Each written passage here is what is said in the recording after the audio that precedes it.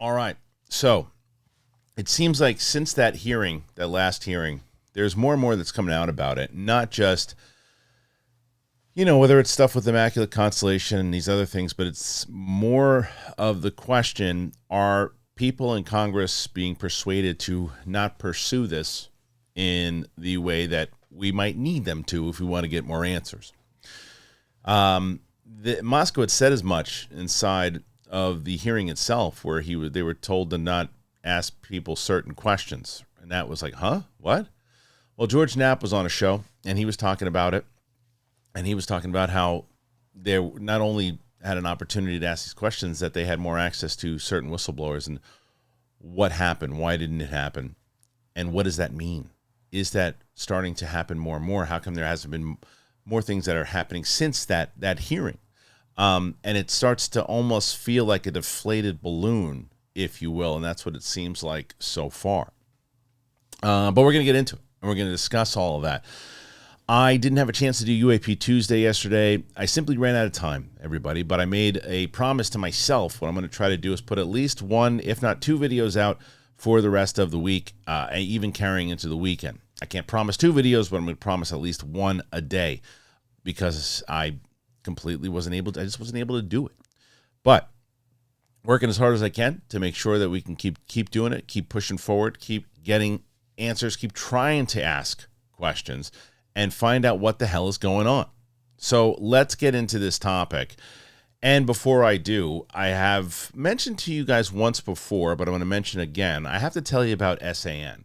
When I'm doing my out of the theater reactions, I have a pretty solid set of personal opinions that I have as soon as I see the movie and that I form after I see it. However, I do like to listen to what other people are thinking, even if they have a completely different view of mine. And I think about the same thing when it comes to news. Now, I know that a lot of you people are looking for a new news outlet. I know that you are. And if you're looking for a source that keeps facts fair and it keeps it balanced, you got to check out Straight Arrow News, because they are all about cutting through the noise, and Americans have actually rated their reporting as right down the middle. If you're watching this channel, that's what we try to do, right down the middle. So I use SAN to research a lot of the topics that I talk about on Down to Earth. I do a lot of the research of stuff that's going on in the news in general, so I'm well read about it.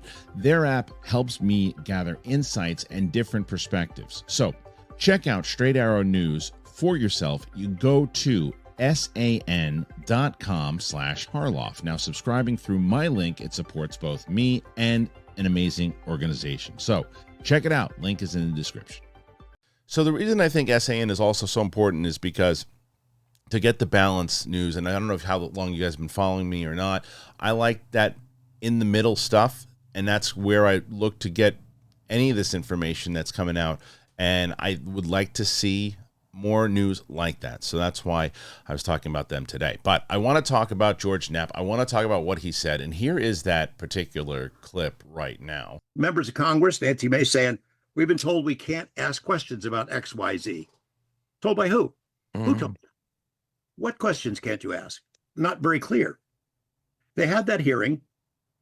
They were offered direct hands-on whistleblowers. I can tell you that for sure. They didn't take the offer. There's that 11, 12-page report that was submitted to the record. Jeremy Corbell is the one that gave it to him. I know because I had read it and helped in preparing them, putting it together. And Jeremy gave it to them the night before. He showed it to Michael Schellenberger. He had never seen it. The committee thanks Michael in open hearing. Thank you for giving us that report. Michael didn't give it to him. He had never seen it before. Jeremy gave it to him. They distorted that. There were people in the room who were watching them, so they didn't ask certain questions.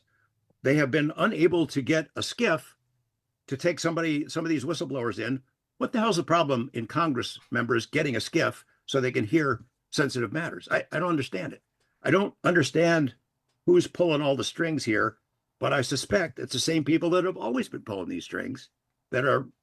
Congress, I think, is a direct threat.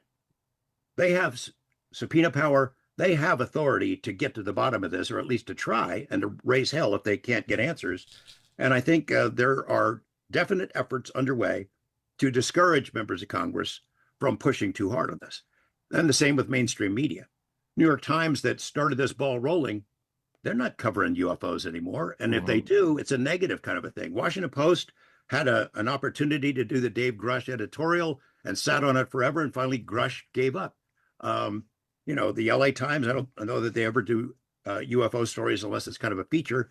60 Minutes did a really great piece. I know they're still interested because I communicate with the producer there, and but they haven't got the clearance to do it again. The guys who pull the strings are really good at this stuff, and they're still making their presence known. Arrow gets created.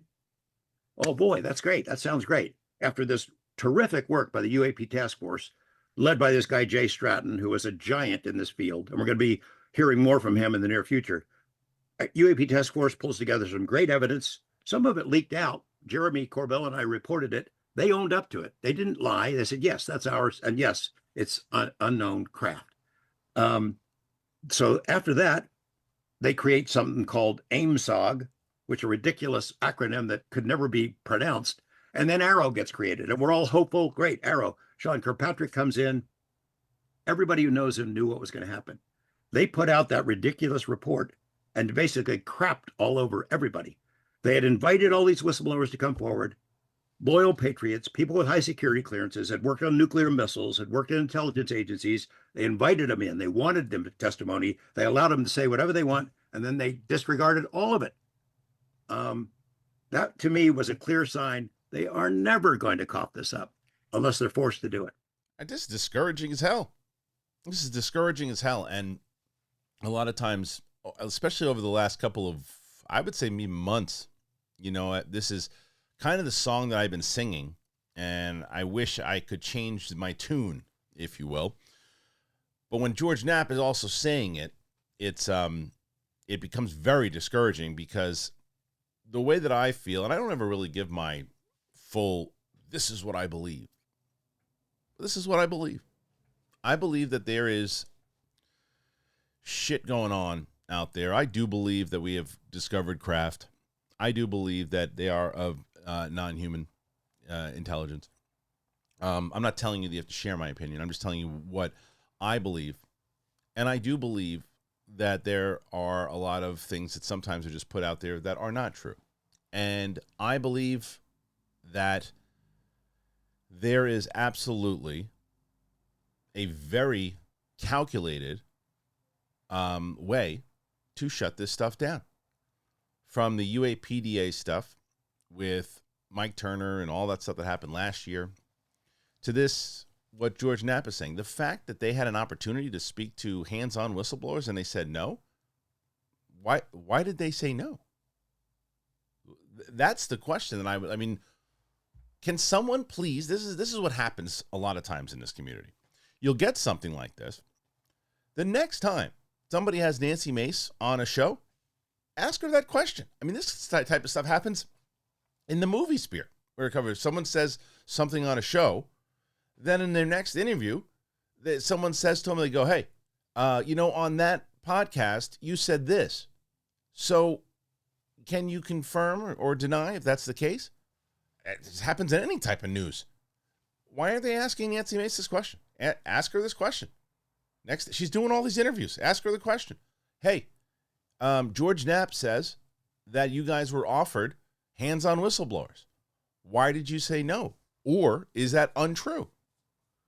And I'll tell you, I don't believe politicians. I just don't. I don't trust politicians, and that's almost like a duh at this point.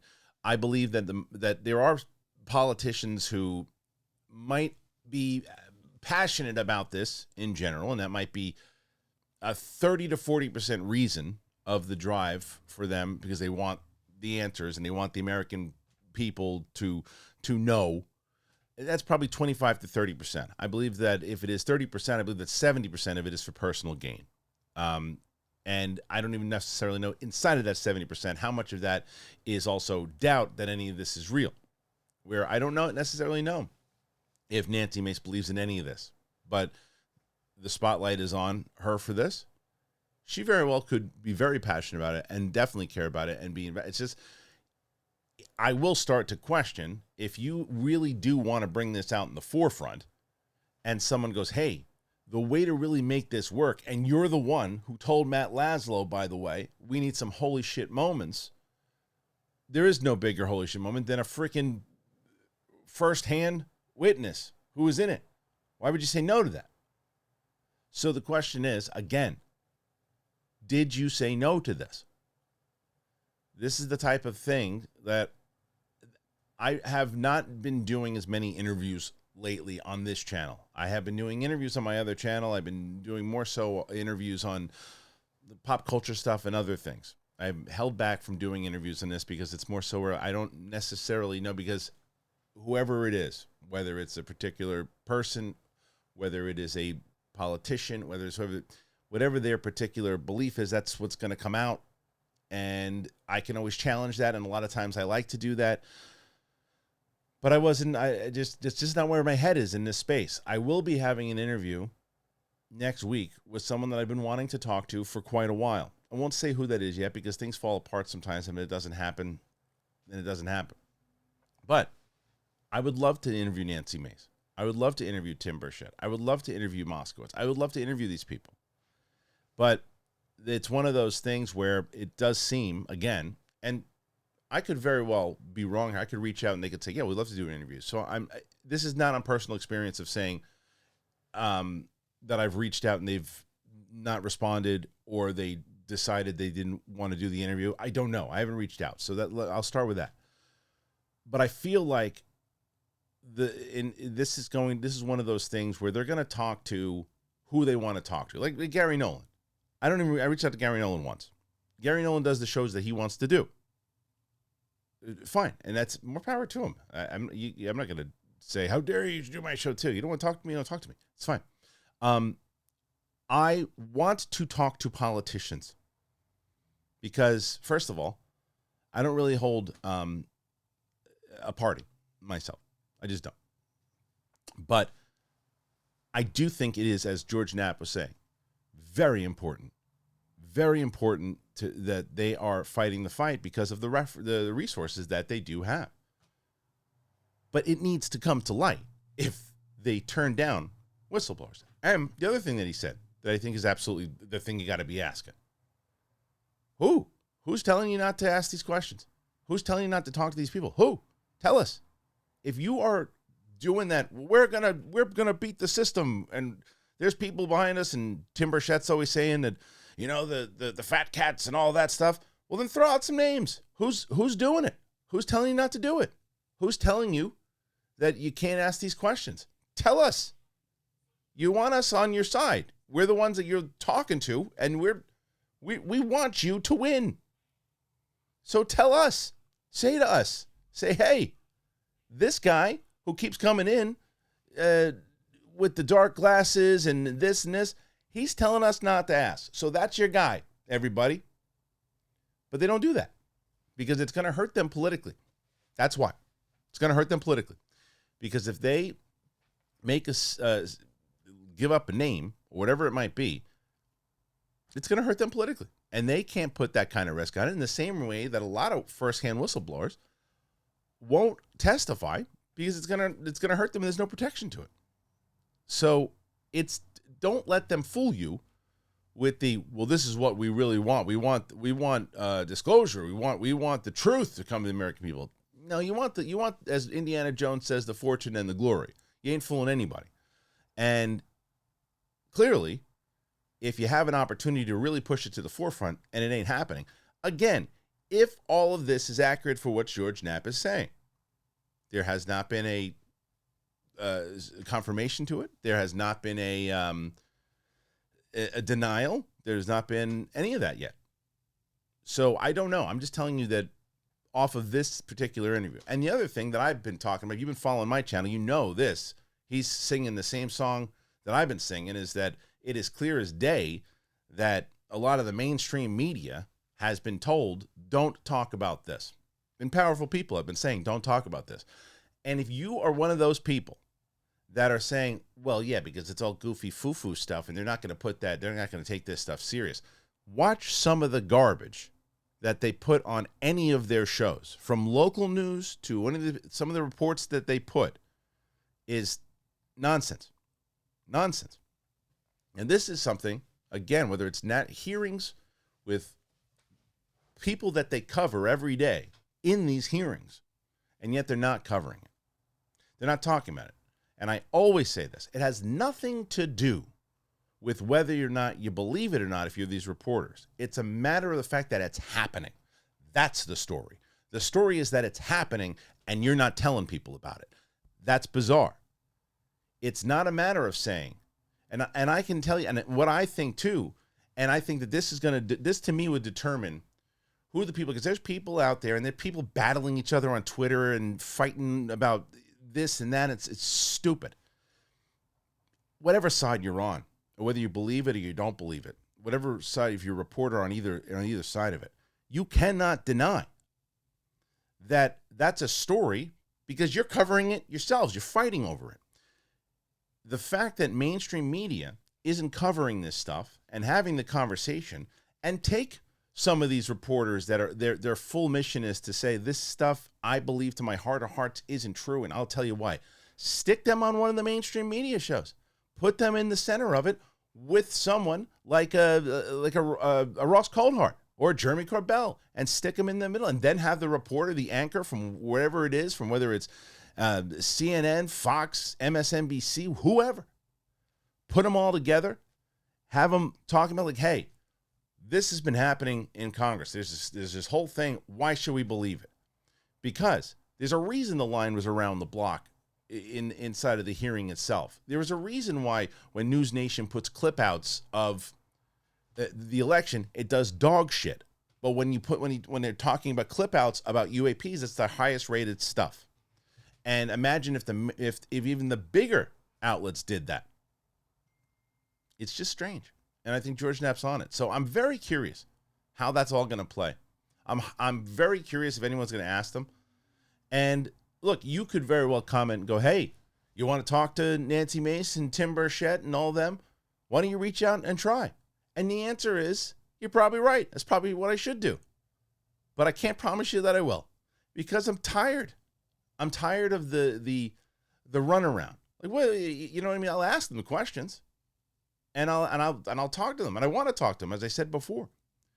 But I think we're all at a place. Everybody who's watching these videos, I think that there's different levels of frustration of what happens, right? There's this frustration that happens that you get to a spot where you're like, I can't cover it anymore, or I don't believe it anymore. And there's no wrong approach to it. I'm not there. I'm not in either one. I told you what I believe, and I'm still covering it. But I am at a place of like, okay, well, what is next, George Knapp? You say that it's not going to happen within Congress, and how many times have we heard? Well, if it's not going to happen this way, it's going to be the hard way. When's the hard way? 2057? Well, I probably won't be here for that. And if I'm still reporting on it by then, you're not going to understand a word I'm saying because my teeth are going to be falling out of my face. I don't know. There's a lot there. So I leave it to you. What do you make of this? Do you think that they actually passed on whistleblowers? First-hand whistleblowers? What say you? Like I said, I'll be back tomorrow. I'm going to try to get as many videos out as I can, and I'm going to try to double up. I don't know if I can, because there's a lot of stuff. And there was like 6 stories that I was going to cover inside of UAP Tuesday. I just couldn't do it. I also owe you guys some membership questions that I'll also do. So I got a lot to do here. Thanks for joining us. I appreciate it, and we'll see you tomorrow.